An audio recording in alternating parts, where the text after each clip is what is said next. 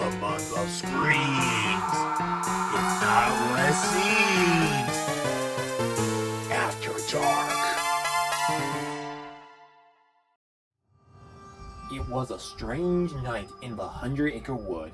Mad Hatter Patrick was on his way to see Pooh and his friends for a Halloween party.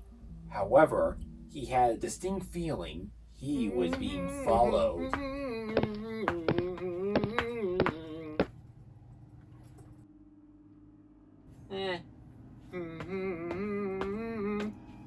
Huh?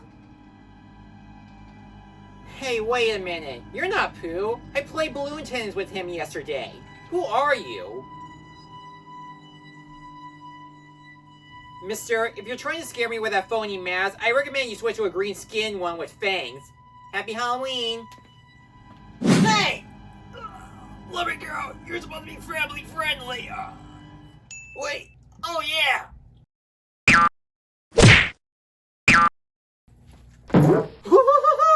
Did you really think you would kill me that easily? Haven't you forgotten? This whole book is fantasy-based! Oh, buddy.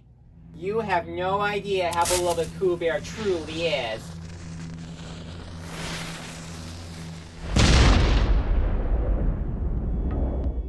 When people heard that there's going to be a horror movie featuring Winnie the Pooh, everyone was so baffled about it, just for the mere concept idea on what if the silly old bear all stuffed with fluff became an R-rated serial killer.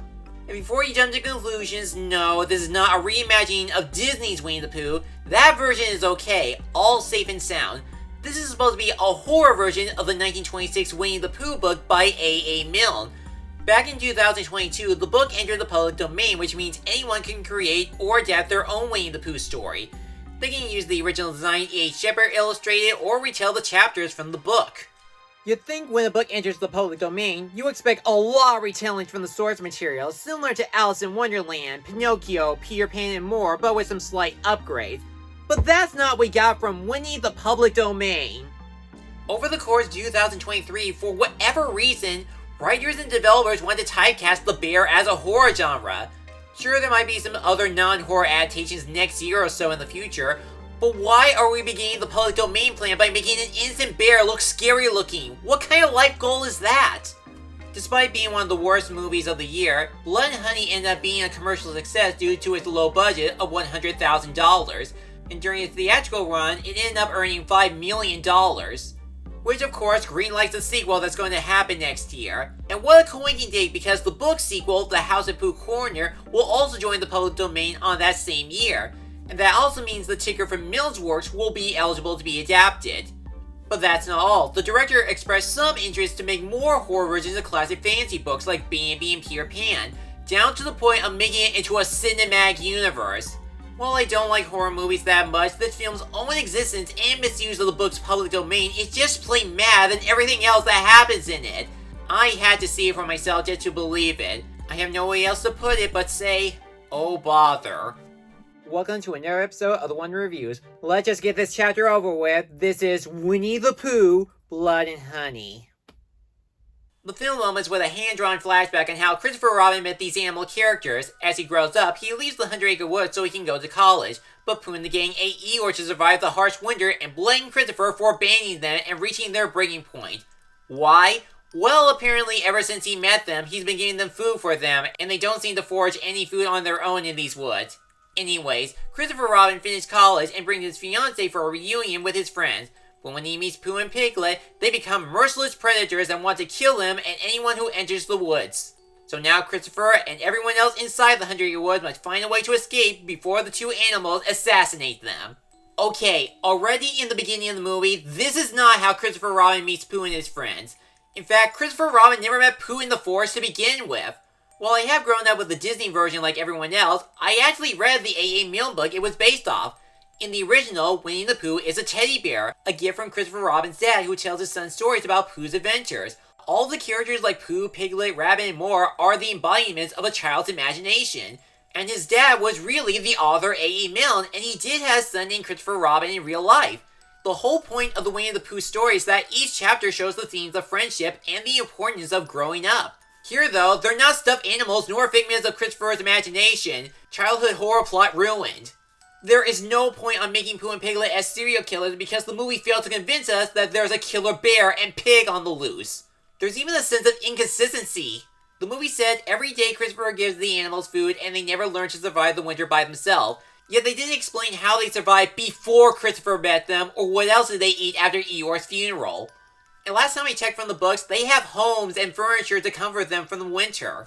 What's worse as a horror movie is that every character had a chance to escape or fight back at a weak spot, but never take the shots. One scene had one of the girls caught the killers on her selfie, but she didn't go back inside the house for some safety grounds. She just goes back into the pool thinking the major threat was not coming after her.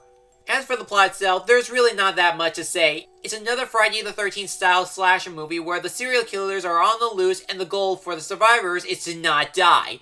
Since the script is utterly awful, it checked out every stereotypical horror trope you can think of, and we learned absolutely nothing about these characters individually. Even with the Winnie the Pooh novelty, they really don't use any references to the books other than make Pooh and Piglet killers. You can replace them with someone or something else random, and you would still be watching the same movie. It doesn't help either that this concept alone is not a good mocking. There's nothing intentionally funny about this idea. Even if it wants to be serious, we know nothing about these familiar characters from this Winnieverse. What kind of friendship did Christopher Robin ever have with this Pooh all these years before the big betrayal? Would you totally buy their past chemistry despite knowing nothing about these characters individually? They have the blood and honey in this film, but it certainly is not Winnie the Pooh. With a movie having a bad script and concept, don't expect any memorable characters in this. Each of them has a one-dimensional trait you can find in any movie. Some of them are even dumb as a brick when trying to survive this twisted adaptation. With Christopher Robin, he actually doesn't appear a lot in this movie. Most of the time, he's trapped inside the killer's lair trying to talk down to them, saying that there's still goodness in them. So if he's off camera, who else is there as the protagonist? Well, there's a group of college girls that decide to spend the night at a lodge to help their friend Maria recover from a traumatizing incident. Unfortunately, other than Maria, these characters are forgettable and just depicted as the best friend, the know-it-all, and the hot one. The movie tries to make Maria three-dimensional and the hero we are supposed to be rooting for by having her face her fear from the past and stuff, but they don't give her a chance to do something like that. She just blends in normally with the other girls that are trapped in this horror film. As for the villains, yeah, you cannot convince me that this is Pooh and Piglet based off the tone and narrative. Even if the movie said it's supposed to be them as animal-human hybrids, by the way, that's not accurate to the source material at all, but you might as well call these monsters imposters like in the Among Us games. These two killers have absolutely no personality due to them not talking, and they're no different than any other slasher villain like Jason Voorhees, Michael Myers, Leatherface, and more. Even after they caught Christopher Robin, the one person they want revenge for abandoning them, they let him live longer than the visitors rather than kill him instantly like they've been doing to the others throughout the running time. Yes, they do torture him, but how long is this payback plan? They already broke him at the beginning. That's like if Batman found the guy who killed his parents, but instead of killing him or locking him up in Arkham Asylum, he decided to throw pies at him, dunk him at a carnival game, strap him on top of the Batmobile for a crazy ride, and then finally serve some justice.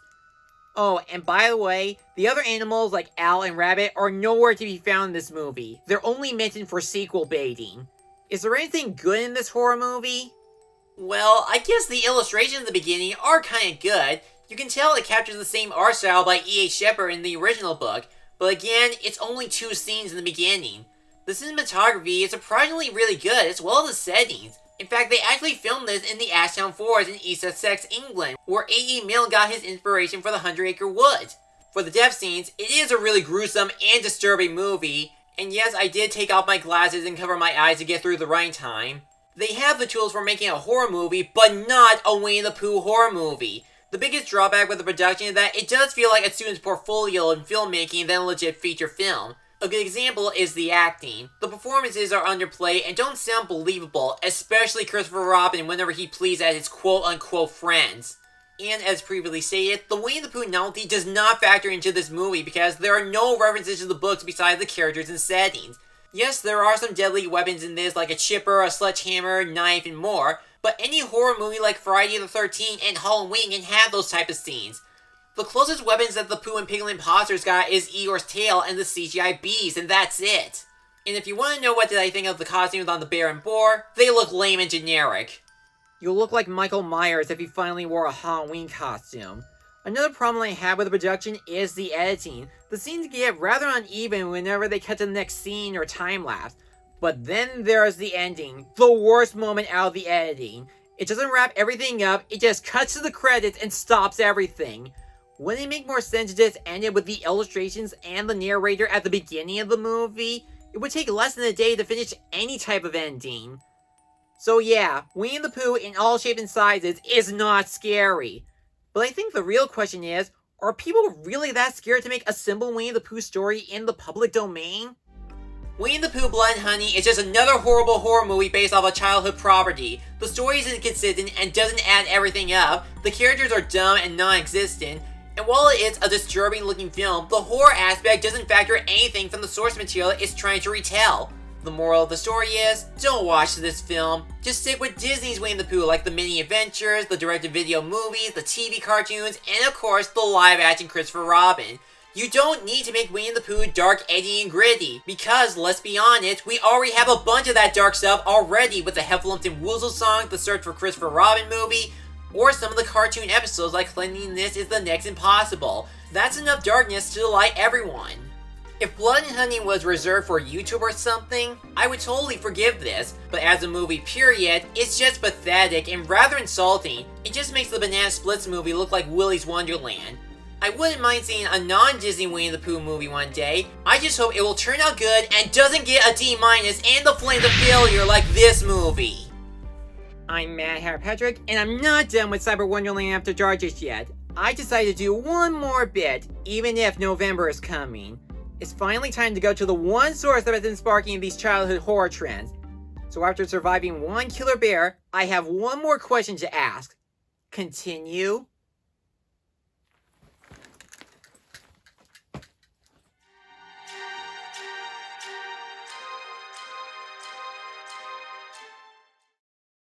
Thanks for watching this video. If you enjoyed this, check out these other videos, or feel free to like, comment, and subscribe for more upcoming reviews and other projects. I'll see you soon.